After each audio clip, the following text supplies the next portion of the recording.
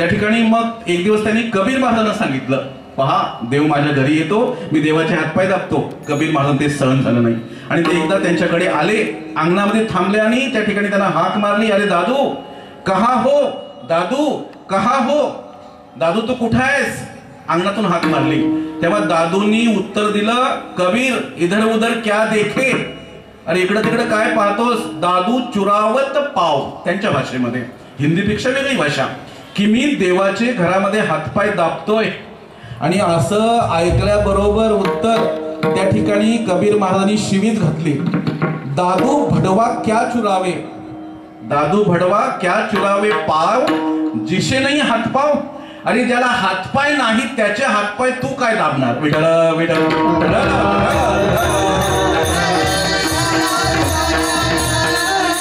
भगवान परमात्म्याला हातपायच नाहीत, रंग नाही रूप नाही देव छाया,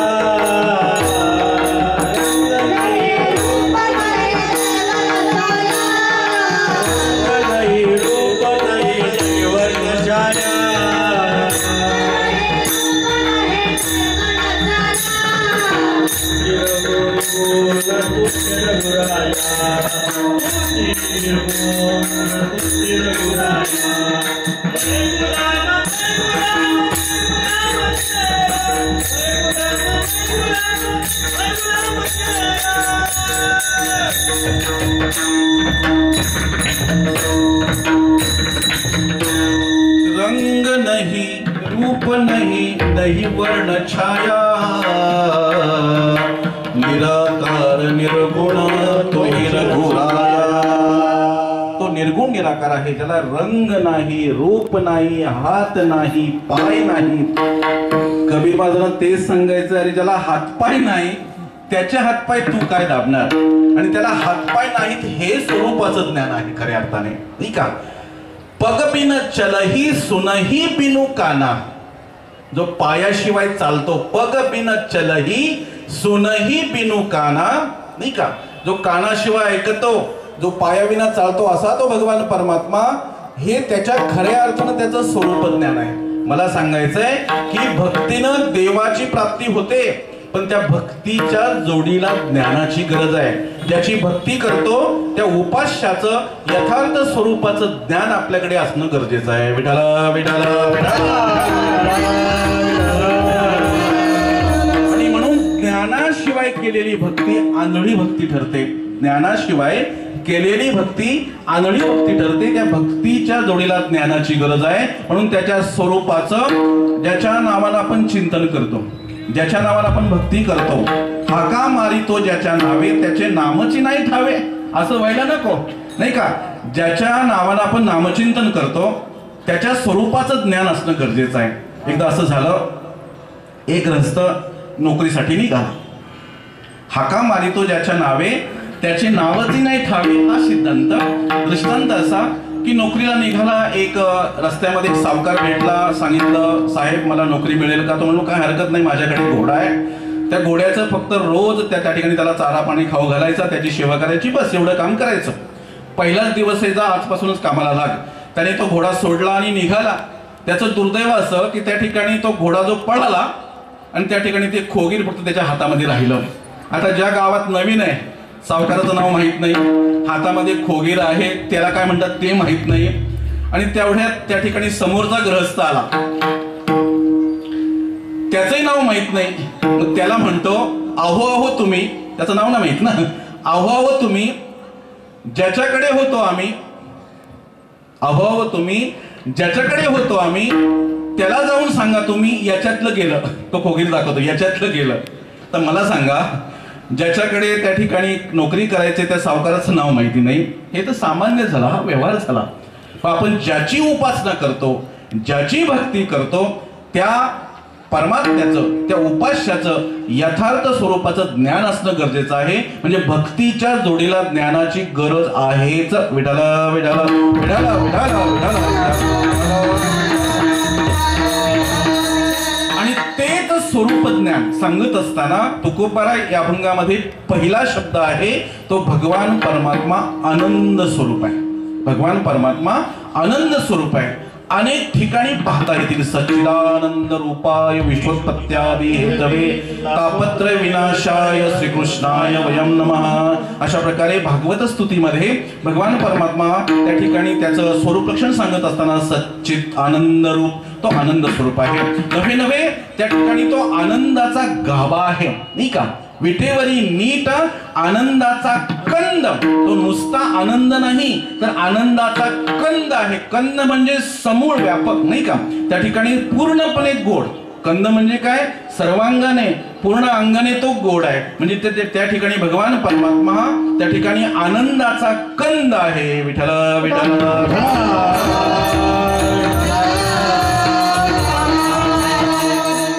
शंकराचार्य यांनी सुद्धा पांडुरंग अष्टकामध्ये तमानंद कंदम, नाही का, महायोग पीठे तटी भीमरथ्यम, नाही का, त्या ठिकाणी उत्तरार्धामध्ये तमा आनंद कंदम, तो आनंदाचा कंद आहे.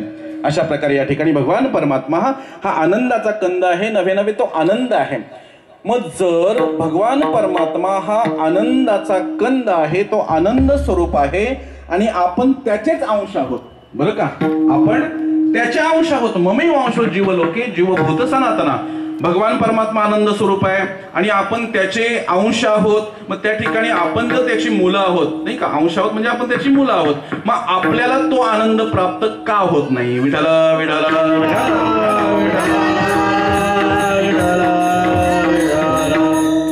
प्रत्येक जण दुःखी आहे. तसं त्या ठिकाणी प्रापंचिक जीवनामध्ये दुःखरूपता हा एक दोषच आहे, हा मुख्य दोष आहे. दुःखरूपता आपल्या प्रापंचिक जीवनामध्ये मुख्य दोष आहे. प्रत्येक जण दुःखी.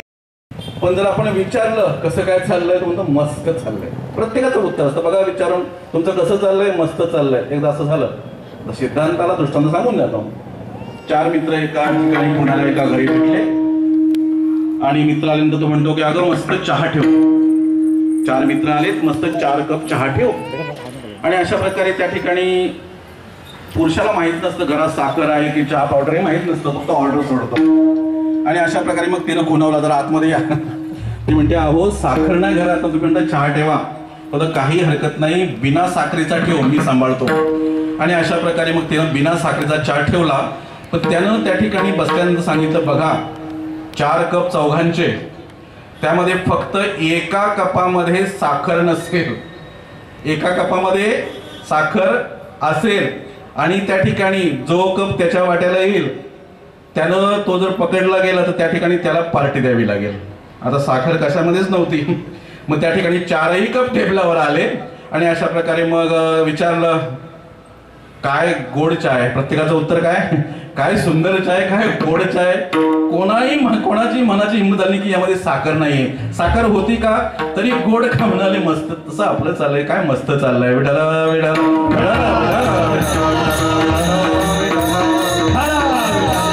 म्हणजे मला सांगायचं प्रत्येक जण दुःखी आहे. पण दुःखी का आपण आहोत. जर आपण त्या भगवान परमात्म्याचे जर अंश आहोत आणि अंश हा अंशीकडे जात असतो. पहा दगड माती आपण जरी वर फेकले तरी ते ज्याचे अंश, कोणाचे अंश आहेत, पृथ्वीचे अंश आहेत, ते पृथ्वीकडेच खाली येतात का जातात आकाशामध्ये. त्या ठिकाणी अग्नी आहे, अग्नीच्या ज्वाला, नाही का, त्या ठिकाणी सूर्याचा अंश आहे, त्या ज्वाला वरतीच जातात कारण त्या सूर्याचा अंश आहे. जो ज्याचा अंश असतो त्या अंशीकडे खेचला जातो. मग आपण जर भगवान परमात्म्याचे अंश आहोत आणि तो जर आनंद स्वरूप आहे, मग आपण दुःखी का. विठ्ठल विठ्ठल.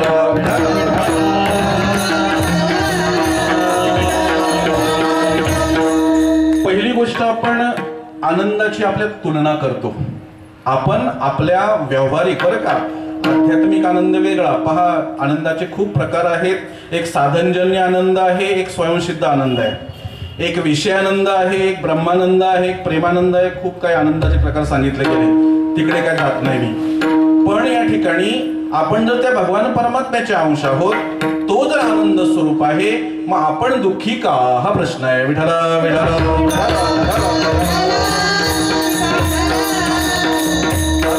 आध्यात्मिक पारमार्थिक आनंद सोडा, पण साधा व्यवहारिक आनंदाची जरी आपण चर्चा केली तरी आपण त्या व्यवहारिक आनंदाची आपण तुलना करतो. तुलना, आपण आनंदाची तुलना करतो म्हणून आपल्याला होणारा आनंद कमी होतो, याचा अर्थ आपल्याला दुःख होतं.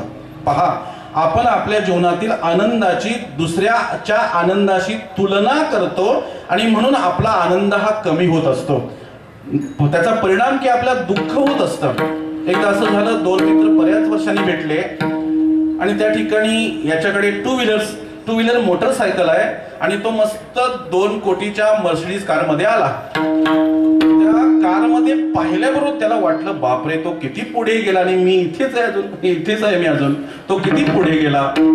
पण पुन्हा तिसरा मित्र भेटला, विचारला, तो इतका श्रीमंत? तो म्हणतो, इतका श्रीमंत नाही, तो दुसऱ्याच्या गाडीवर ड्रायव्हर आहे.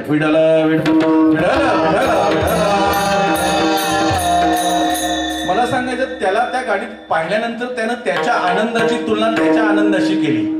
पण त्या ठिकाणी ही तुलना केल्यामुळे त्याला आधी दुःख झालं की नाही, त्याचा आनंद कमी झाला, त्या ठिकाणी त्याला दुःख झालं. म्हणजे या ठिकाणी जरी आपण त्या परमात्म्याचे अंश असलो, पण त्या ठिकाणी तो आनंद आपला का प्राप्त होत नाही. व्यावहारिक आनंद बोलते फक्त, बरं का, नाही व्यावहारिक आनंद, आध्यात्मिक आनंद लांबच आहे. त्या ठिकाणी तो आनंद आपल्याला का प्राप्त होत नाही, कारण आपण त्या आनंदाची तुलना करतो म्हणून.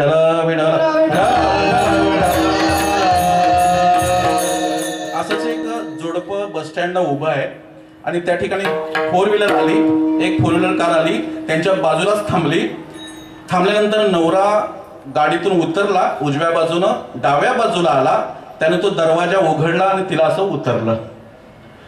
त्या ठिकाणी ती म्हणली, बघा किती प्रेम आहे, दरवाजा उघडायला सुद्धा देत नाही, तो स्वतः आला, दरवाजा उघडला, किती प्रेम. नाही तर तुम्ही, आता आपण रोजच ऐकतो. आणि असं बोलल्यानंतर त्या ठिकाणी तिला नंतर कळालं की त्या ठिकाणी तो दरवाजा आतून उघडत नव्हता म्हणून बाहेरून उघडला. विठ्ठल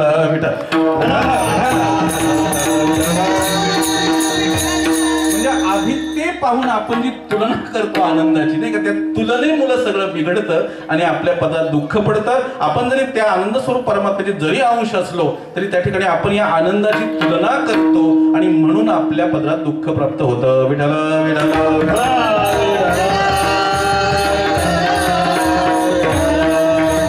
आपलं जीवन तसं त्या ठिकाणी प्रापंचिक जीवनामध्ये काही दोष सांगितले गेले आणि त्या ठिकाणी दुःखरूपता हा मुख्य दोष आहे. दुःखरूपता हा मुख्य दोष आहे, क्षणिकता हा दोष आहे, सातिशयता हा दोष आहे. या ठिकाणी अनेक प्रकारचे दोष सांगितले गेले प्रापंचिक जीवनामध्ये.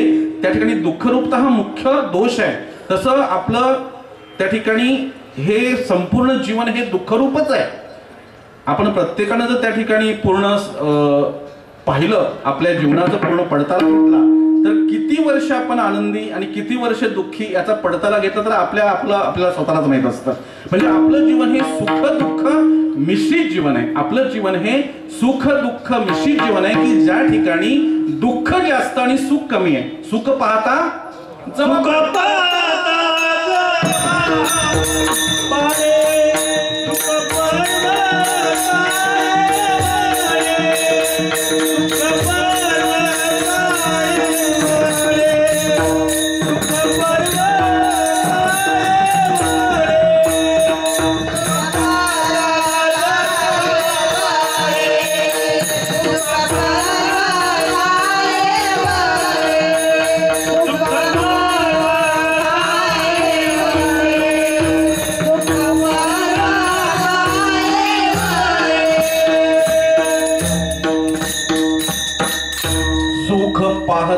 जवा पाडे जव इतकं सुख आहे. दुःख पर्वता एवढ हे म्हणजे आपल्या जीवनामध्ये सुख अतिशय कमी आहे आणि दुःख जास्त आहे. एकूणच या ठिकाणी दुःखरूपता या प्रापंचिक जीवनाचा दोष आहे आणि म्हणून हे आपलं जीवन हे सुख दुःख मिश्रित जीवन आहे. सुखही आहे आणि दुःखही आहे. कधी कधी काय होतं की दुःखातून दुःख वजा होतं, कधी कधी सुखातून सुख वजा होतं. आपण पहिल्या शब्दावर बरं का, आनंद या शब्दावर आपण थांबलोय. सुखातून सुख वजा होतं, सुखातून दुःख वजा होतं आणि दुःखातून सुख वजा होतं. कधी कधी दुःखातून दुःख वजा होतं. आपणही दुःखी आहोत, समोरचाही दुःखी आहे, पण जेव्हा कळतं की आपल्यापेक्षा त्याचं दुःख जास्त आहे, मोठं आहे, तेव्हा त्याच्या दुःखातून आपलं दुःख कमी होतं. उदाहरण सांगतो म्हणजे कळेल. देशावरची घटना, एकाचं 1 एकर ऊस जळून गेलं. 1 एकरचं शेत ऊसाचं जळून गेलं. खूप दुःखी आहे. पत्नी म्हणते, अहो जेव्हा जेवत नाही, अहो चहा तरी घ्या, चहा सुद्धा घेत नाही. 1 एकर ऊस जळालं.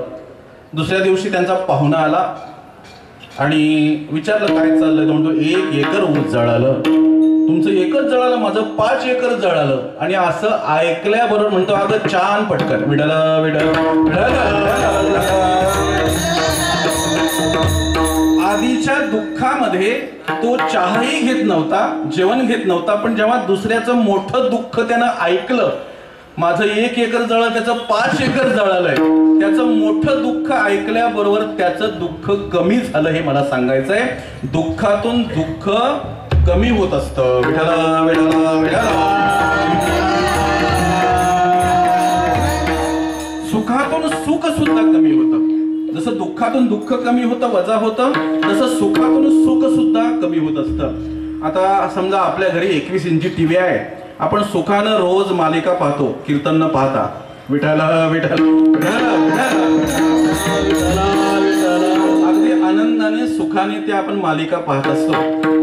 पण जर शेजाऱ्याच्या घरी जर 42 इंची टीव्ही आला की आपलं सुख कमी झालं, नाही का? म्हणजे आपण त्याचं मोठं सुख पाहिलं की आपलं हे छोटं सुख कमी होत असतं. सुखातून सुद्धा सुख वजा होत असतं, कमी होत असतं. विठला विठला.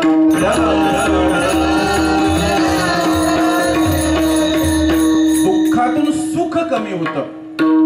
आपलं जीवन दुःखरूपच आहे, पण काहींचं जीवन एखादा सार्वभौम राजा असेल, त्याला जे सुख असतं, नाही का, पण त्याला एखादं दुःख झालं ना, एखाद्या राजाला, एका मोठ्या माणसाला एखादं दुःख झालं की त्या सगळ्या सुखातून, ते एका दुःखामुळे त्याची सगळी सुख वजा होतात. जसं दशरथ राजाला पुत्र संतान नव्हतं, त्याच्या अगोदर पुत्र हिनश्यमे राज्यम सर्व दुःखाय कल्पते, नाही का, सार्वभौम राजा आहे, पण त्या ठिकाणी एक पुत्र संतानाचं दुःख, एकच दुःख होतं, पण त्या एका दुःखामध्ये सगळी सुख वजा झाली, कमी झाली. म्हणजे अशा प्रकारे या ठिकाणी दुःखातून त्या ठिकाणी सुख वजा होतं. आणि शेवटची कोटी आहे की त्या ठिकाणी सुखातून दुःख वजा होतं. जर मनुष्याला आध्यात्मिक सुख, ब्रह्मानंद, त्या ठिकाणी तो प्रेमानंद जर प्राप्त झाला ना, तर त्या ठिकाणी आपल्या जीवनातील सगळी दुःख कमी होतात, वजा होतात. उदाहरण सांगतो म्हणजे कळेल. सकाळची वेळ आहे, एक राजपुत्र कमानीमध्ये त्या उभा आहे, त्याच्या हातामध्ये एक गोफण आहे. एक राजपुत्र त्या राजवाड्याच्या कमानीवर उभा आहे, त्याच्या हातामध्ये गोफण आहे, आणि त्या गोफणीला फेकण्याकरता जे दगड आहेत की नाही, ते आपले रस्त्यावरचे दगड नव्हते, हिरं, माणकं, मोती, कारण तो राजाचा मुलगा होता. आणि अशा प्रकारे त्या ठिकाणी तो त्या गोफणीनं ते खडे मारत होता. आणि असं मारता मारता एक खडा मारला, रस्त्यावर एक पंथस्थ जात होता आणि त्याच्या कपाळावर बरोबर तो खडा लागला. त्यानं पाहिलं की राजपुत्राने खडा मारलाय, माझ्या लागलाय, जखम झाले, आता मी तक्रार राजाकडे घेऊन जाईल. आणि अशा प्रकारे पुरावा पाहिजे ना, काहीतरी पुरावा शोधण्याकरता तो दगड शोधू लागला. आणि त्याला तो दगड सापडला, त्यानं हातामध्ये घेतला. बापरे, हा तर हिरा आहे, अमोल किमतीचा आहे. आणि मग त्या हिराकडे पाहिल्यानंतर त्याची मनस्थिती बदलली. तो राजपुत्राकडे पाहतो, अरे अजून 2-4 मार. विठ्ठल विठ्ठल विठ्ठल.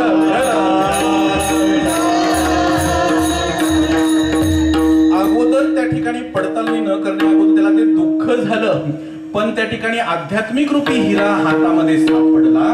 पारमार्थिक रूपी हिरा हातामध्ये आल्यानंतर त्या ठिकाणी अगोदरचं दुःख वजा झालं. म्हणून मनुष्याच्या जीवनामध्ये जर आध्यात्मिक सुख झालं, पारमार्थिक सुख झालं की आपल्या जीवनातील सगळी दुःख वजा होतात. अगदी तुम्हा सगळ्यांचा अनुभव सांगतो.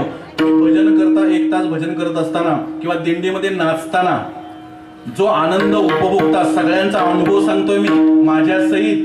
त्या दिंडीमध्ये नाचताना तुम्हाला एक तरी दुःखाचा आठव पडतो का?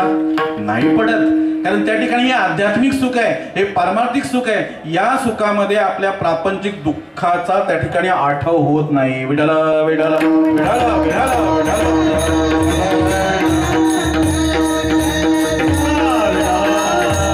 आणि म्हणून त्या प्रभू परमात्म्याचं त्या ठिकाणी स्वरूपाचं ज्ञान झालं पाहिजे. तो आनंद स्वरूप आहे, तो आनंदाचा कंद आहे, तो आनंदाचा गाभा आहे. आणि म्हणून आपल्याला जो आनंद प्राप्त होतो तो आनंद त्याचाच असतो. म्हणून पहिलं या ठिकाणी विशेषण आहे आनंद. भगवान परमात्मा आनंद स्वरूप आहे. पण या ठिकाणी त्या ठिकाणी अव्याप्ती हा दोष लागू नये, अतिव्याप्त तो विशेषण होऊ नये म्हणून ते लक्षण करत असताना पुन्हा दुसरं लक्षण केलं. कारण त्या ठिकाणी विषयानंद सुद्धा आनंदच आहे, नाही का? विषयानंद सुद्धा आनंदच आहे आणि म्हणून त्या ठिकाणी ते लक्षण विषयानंदाकडे ओढलं जाऊ नये म्हणून दुसरं पद घातलं, अद्वय. पहा या ठिकाणी एक एक पद लिहिताना घालताना त्या ठिकाणी संतांनी किती मोठा विचार केलाय. पहिलं आनंद स्वरूप हे सांगितलं, पण त्या ठिकाणी त्या आनंद या पदाला दोष लागू नये. इतरत्र सुद्धा आनंद पाहतो आपण, पण तो विषयानंद जरी असला तो आनंदच आहे आणि म्हणून त्या ठिकाणी ते लक्षण अतिव्याप्त होऊ नये म्हणून त्या ठिकाणी दुसरं पद घातलं, अद्वय. अद्वय, द्वय म्हणजे दोन, अ म्हणजे नाही. ज्या ठिकाणी दोन नाहीत म्हणजे एक. भगवान परमात्मा हा एकटाच आहे. विठ्ठल विठ्ठल विठ्ठल विठ्ठल विठ्ठल विठ्ठल.